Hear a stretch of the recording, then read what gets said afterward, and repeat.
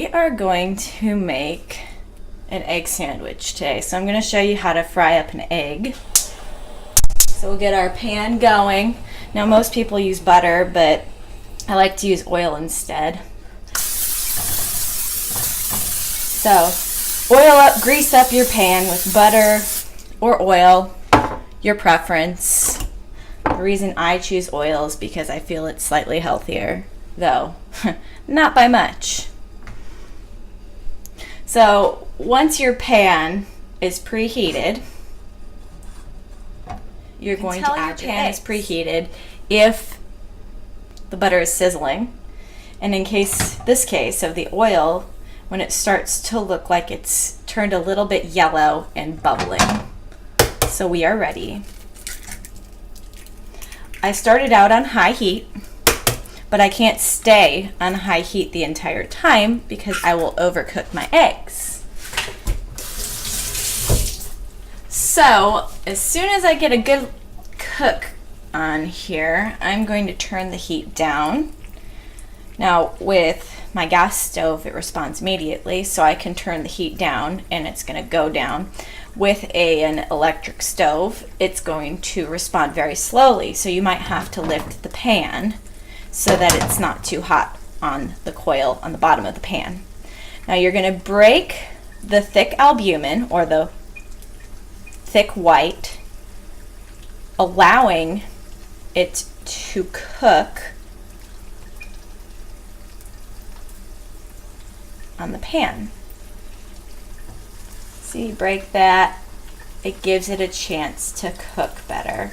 There's nothing worse than eating a fried egg and having that giant bite of raw egg because this did not cook. I'm going to turn the heat down a little more. At this point, I'm going to season my eggs. I like to use garlic powder. I am a garlicaholic. That would be my downfall here. I like to use onion powder. Ooh, went a little crazy right there. Salt. And I always use fresh cracked pepper. I don't use ground. I use fresh cracked. Sometimes I also put onion flakes in here, but we're not going to get that fancy. Sometimes I also take cheese and sprinkle it on top so that when I flip it over, I'll have that nice crusted cheese cooked on the other side of the pan. Personally, I'm not going to do that today. We're just going to be simple. All right, you see that the egg looks like it's mostly cooked. There's really no liquidy white left. So this is when I'm going to turn my egg over. And I'm going to turn the heat off completely because it was mostly cooked already. So I don't need to cook it even more because it will still continue to cook while the pan is still hot. I'm going to break my yolks right now. For my egg sandwiches, I really like my yolks to be semi-solid. So right now, by breaking the yolks, I'm going to cook the yolk a little bit, but also let it stay a little bit liquidy. That's going to make it so that as I'm eating this sandwich, I'm not going to look like a heathen, getting runny yolk all over the place.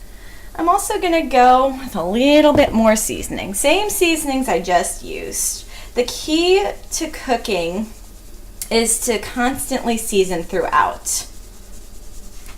So we are going to season the entire time we cook so that we'll be able to taste this when we eat our sandwich.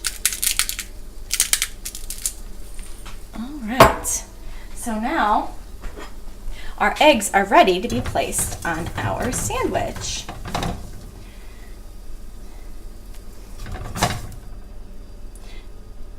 All right, and that is our fried egg sandwich.